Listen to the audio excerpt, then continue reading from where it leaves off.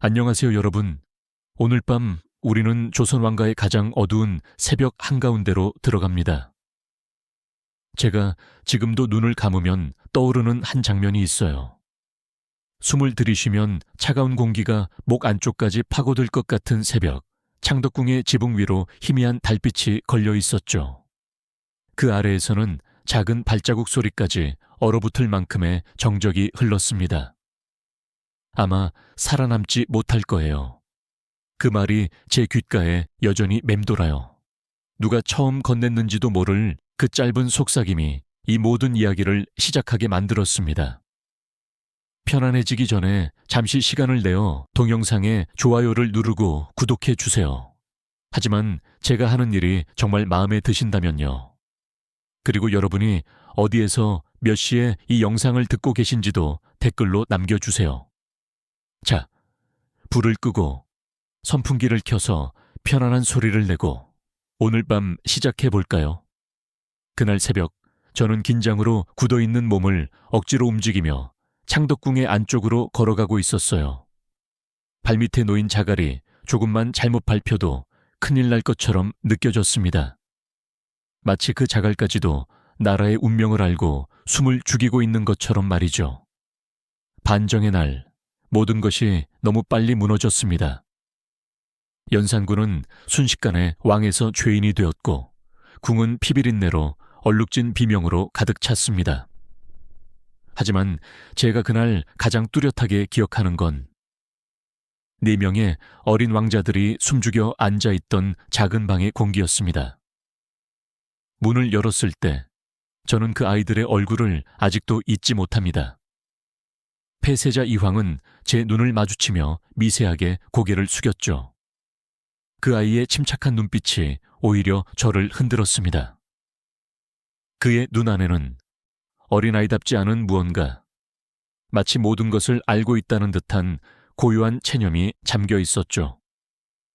혹자는 말합니다.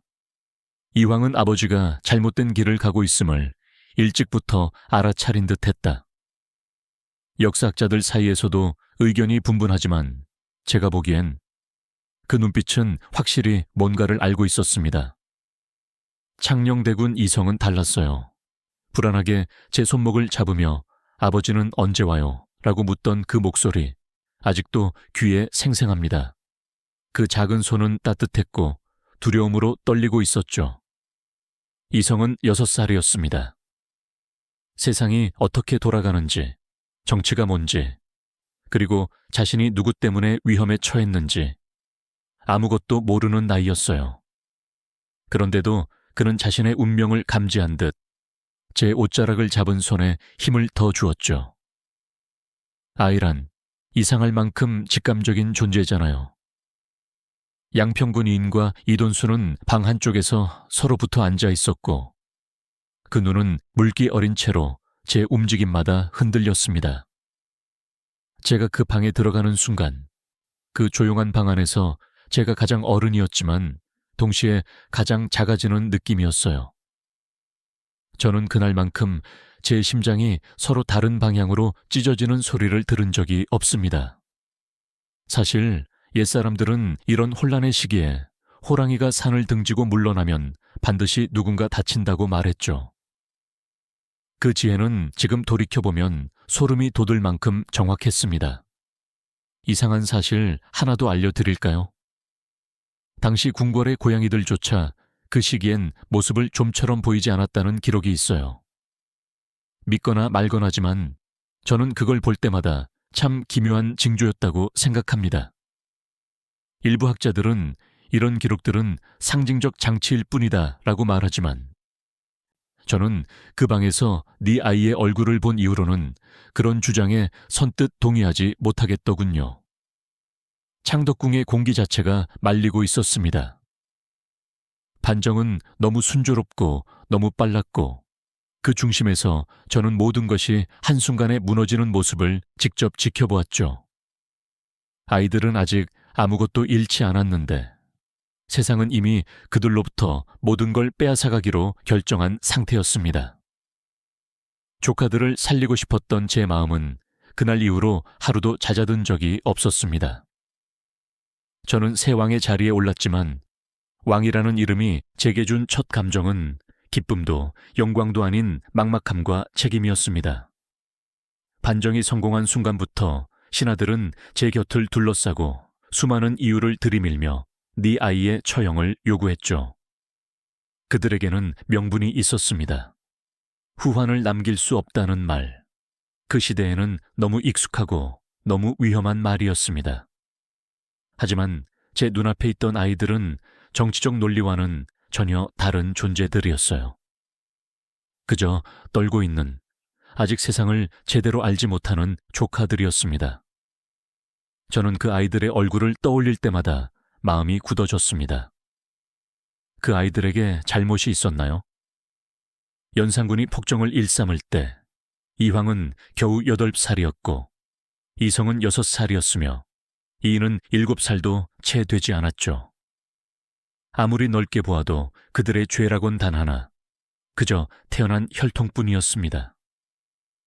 부지런한 닭은 새벽을 깨운다 라는 옛말이 있는데 저는 그 말을 조금 다르게 해석했습니다.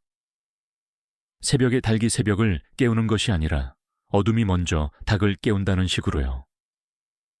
어둠이 먼저 찾아오면 누군가 의도치 않게 그 어둠의 한복판으로 밀려나는 법이죠. 아이들은 그 어둠에 너무 일찍 끌려 들어갔습니다. 어떤 날은 반정 공신들과의 회의에서 목이 마를 정도로 논쟁을 벌이기도 했어요. 한 신하는 제게 전하, 임금은 백성을 위해 존재하며 자비는 때로 나라를 위태롭게 합니다 라고 말했습니다.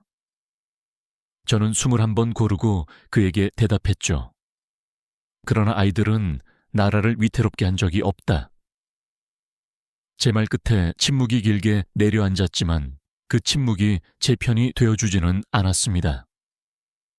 사실 이 문제에 대해 후대 학자들은 지금도 의견이 갈립니다. 어떤 이들은 정치적 안정이 최우선인 시대였으니 어쩔 수 없는 결정이었다고 말하고 또 다른 이들은 중종이 조금만 더 강경했더라면 아이들을 살릴 수 있었다고 주장하죠. 어디까지가 사실이고 어디까지가 억측인지 판단하기 쉽지 않지만 저는 그때 제 마음이 어떤지 분명히 말할 수 있습니다. 저는 정말로 그 아이들을 살리고 싶었습니다. 밤늦게 홀로 앉아 있으면 아이들의 얼굴이 떠오르는 게 그렇게 괴로울 수가 없었어요. 특히 이황의 고요한 눈빛과 이성의 떨리는 손길은 제 결심을 더 단단하게 했습니다. 그런데 사람 마음이라는 게 참 기묘합니다. 이성의 손을 잡아주면서 저는 아주 잠깐이나마 이상한 생각을 했습니다. 만약 이 아이가 조금 더 컸더라면 과연 어떤 왕이 되었을까? 하지만 그 생각과 동시에 마음속 한구석이 찌릿하고 아팠습니다. 희망을 떠올리는 순간 슬픔이 따라오는 것처럼 잔인한 일은 없으니까요. 마치 고운 비단을 쓰다듬다가 갑자기 그 아래 숨겨져 있던 칼날에 베이는 것 같은 기분이었습니다. 이야기와는 조금 벗어나지만 하나 알려드릴까요? 조선시대에는 아이가 울 때 귀신이 놀라 도망간다는 믿음이 있었습니다. 그래서 집 안에 잡기를 쫓으려면 아이 울음소리를 가장 먼저 살펴보라고 했죠. 그런데 그 아이들이 있던 방은 기묘하게도 눈물조차 쉽게 나오지 않을 만큼 정적이 흘렀습니다. 죽음이 가까이 오면 울음도 길을 잃는다는 걸까요? 저는 그 방의 공기가 너무 무거워 아이들의 울음이 눌려버린 것이라고 생각했습니다. 하지만 제 마음의 울음은 계속해서 솟구쳤습니다. 저는 그날도 그 다음 날도 매일 그 아이들을 살릴 방도를 찾으려고 했습니다. 그리고 저는 계속해서 신하들을 설득하려 했습니다. 그들은 아직 16세 미만이다.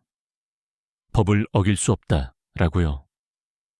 하지만 돌아오는 대답은 늘 같았습니다. 법보다 더 큰 두려움, 미래에 대한 불안, 권력의 그림자. 저는 그때 처음 깨달았습니다. 왕이라도 모든 것을 구할 수 있는 건 아니라는 사실을요. 아이들에게는 제가 마지막 희망이었겠지만 저는 이미 제 뒤의 그림자에게 둘러싸여 있었습니다. 반정 공신들의 압박은 날이 갈수록 더 거칠어졌습니다. 그들의 논리는 단순했고 또한 잔인했습니다. 저나 아이들이라 해도 왕의 씨입니다. 언젠가 누군가가 그들을 내세우면 또 다른 반정이 일어날 수 있습니다. 저는 그 말이 들릴 때마다 가슴이 서늘하게 식어갔습니다. 두려움이 사람을 얼마나 비이성적으로 만드는지, 그리고 그 두려움이 법 위에 군림하는 순간 어떤 비극이 벌어지는지 그때 뼈가 저릴 만큼 느꼈습니다. 사람들이 흔히 생각하는 것과는 달리 조선의 법은 결코 가볍지 않았습니다.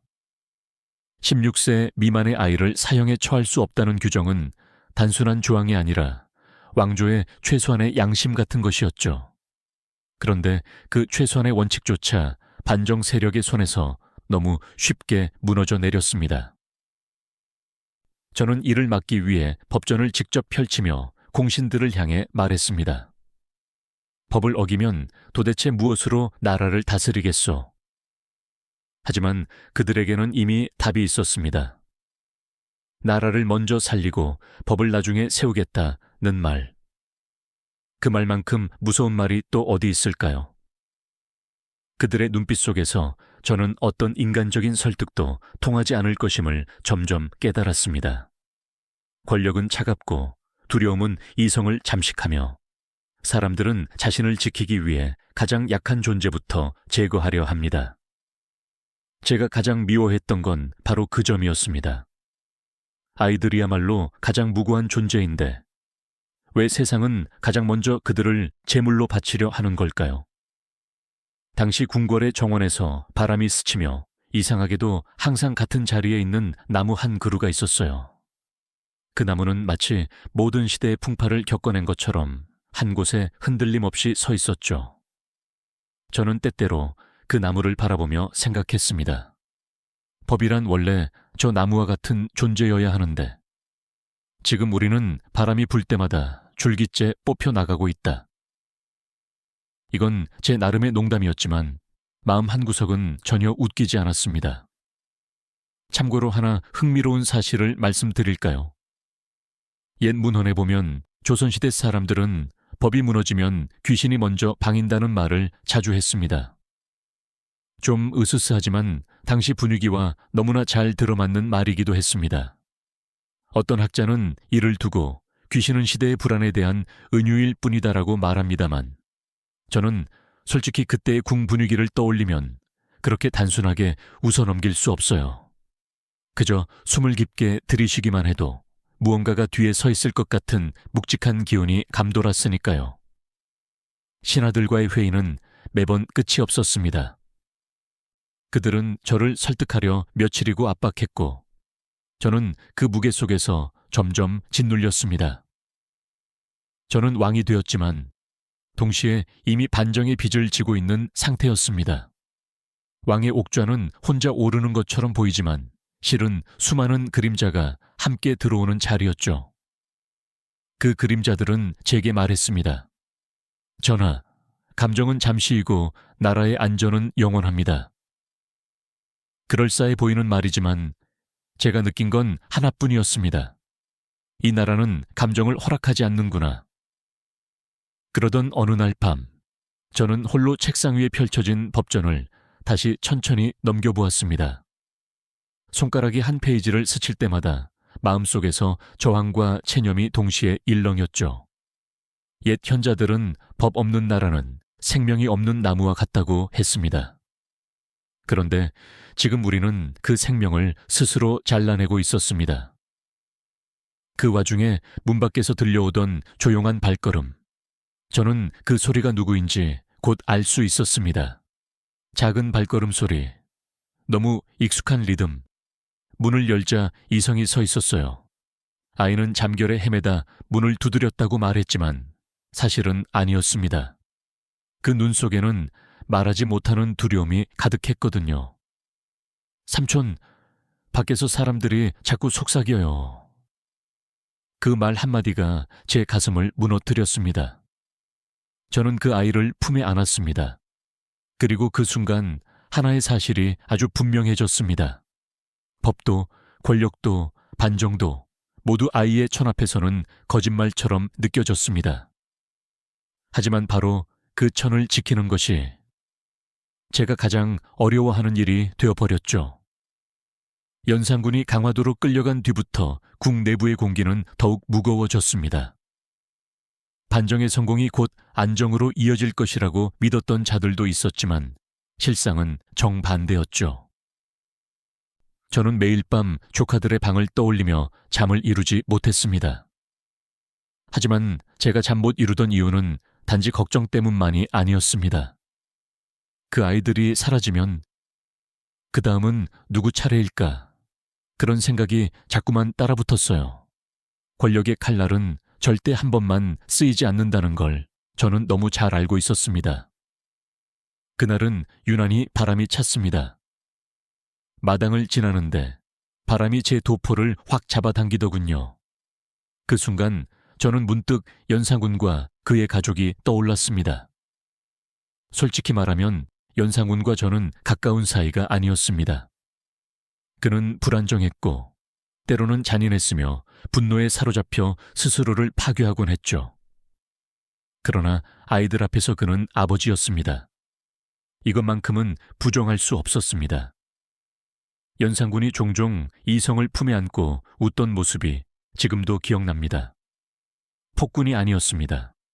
그저 아이를 사랑하는 한 남자였어요. 사람들은 종종 말합니다. 폭군에게서 태어난 아이는 폭군의 그림자를 지닌다. 하지만 저는 그 말이 얼마나 위험한지 알고 있습니다. 아이는 아버지가 아닙니다. 혈육은 죄가 아닙니다. 그러나 조선의 정치적 논리는 이 단순한 진실을 외면했죠. 패비 신 씨에 대해 말씀드릴게요. 그녀를 처음 보았을 때 저는 사람이 이렇게 조용히 슬플 수도 있구나 하는 생각이 들었습니다. 그녀는 기품 있고 마음이 고왔습니다. 연산군이 어떤 길로 미끄러져 가고 있을 때도 그녀는 밤마다 그를 말리려 했다고 합니다. 전하, 백성이 두렵습니다. 그녀는 늘 이렇게 조용히 말했죠. 하지만 그녀의 작은 목소리는 큰 폭풍을 막지 못했습니다. 그리고 결국 두 아들을 잃어야 했죠. 어떤 학자들은 신 씨는 누구보다 큰 비극의 중심에 있었다고 말하지만 저는 다르게 생각합니다. 그녀는 비극의 중심이 아니라 비극을 품고 서 있던 사람이었습니다. 그녀의 슬픔은 칼날과도 같았습니다. 겉으로는 아무것도 드러나지 않지만 조금만 손을 대면 깊숙이 베어버릴 것 같은 그런 침묵이 있었죠. 그녀가 제 앞에 나타났던 날을 아직도 기억합니다. 그녀는 조용히 고개를 숙이며 말했습니다. 전하, 제 아이들 살려주시옵소서. 그 말은 당연한 요청이었지만 제 귀에는 너무 잔인하게 들렸습니다. 네가 할 수 있다면 해봐라. 그런 속삭임처럼 들렸으니까요. 당시 궁궐 안 사람들은 서로 말을 아끼려 했습니다. 하지만 벽에는 귀가 있고 그 귀는 늘 가장 해로운 소식부터 전하죠. 어떤 이는 아이들 중 누구는 총명해 언젠가 큰일을 할 상이라더라고 했고 또 누군가는 연산군의 악령이 아이들을 통해 다시 살아날지 모른다고까지 말했습니다. 물론 말도 안 되는 얘기입니다. 그러나 두려움은 언제나 비합리적인 상상을 먹고 자랍니다. 기묘한 사실 하나도 더 말씀드릴까요? 연산군이 폐위된 직후 궁궐 주변에 까마귀 떼가 유난히 많았다는 기록이 있습니다.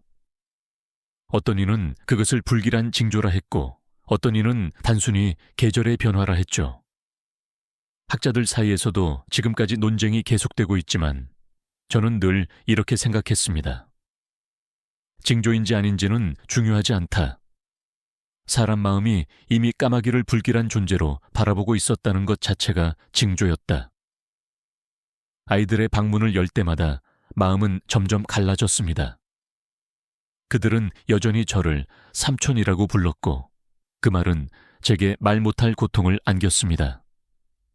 특히 이황은 조용히 제 앞에서 무릎을 꿇으며 말했습니다. 삼촌, 저는 어떻게 되는 건가요? 저는 그 질문 앞에서 너무 작아졌습니다. 왕이 아니라 한 사람으로서 너무 무력했어요. 그 아이들이 제 얼굴을 바라보던 그 눈빛, 그것은 세상을 향한 기대도 두려움도 아닌 믿음이었습니다. 그 믿음을 버리지 못하게 붙잡으려 애쓴 것이 결국 제 마음을 가장 깊이 파괴했습니다. 그 즈음에서 저는 하나의 진실을 깨달았습니다. 아버지 하나가 무너지면 그 뒤에서 가족 전체가 함께 무너진다는 것. 연산군의 몰락은 단지 한 개인의 파멸이 아니라 아이들과 신씨, 그리고 수많은 궁인들의 삶을 함께 깨뜨렸습니다. 이 나라의 정치라는 거대한 파도는 가장 약한 존재부터 삼켜버렸습니다. 그리고 그 파도의 소리는 매일 제 귓가를 스쳤습니다. 어느 날은 아주 조용한 속삭임으로, 어느 날은 귀를 때리는 파열음으로. 하지만 그 파도는 아직 끝나지 않았습니다. 가장 거센 파도는 곧 아이들을 향해 덮쳐올 예정이었으니까요. 운명의 날이 가까워질수록 저는 매일 조금씩 무너져 갔습니다.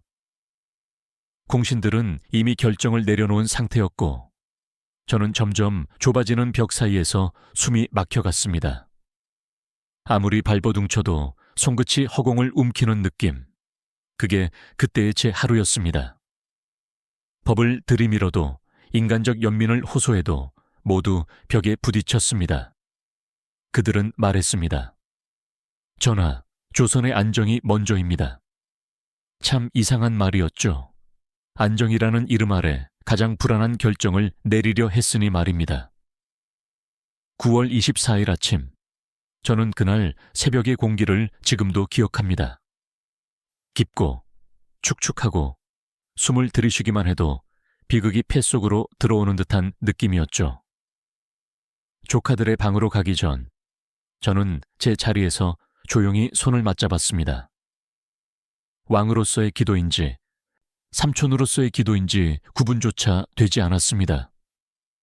하지만 마음속에서는 단 하나의 문장이 반복되었습니다. 제발 아이들만은. 그날 아이들은 서로 손을 붙잡고 있었습니다. 이황은 떨지 않으려 애쓰며 차분한 얼굴을 하고 있었고 이성은 저를 보자마자 다시 제 손을 잡았어요. 삼촌, 오늘은 괜찮죠?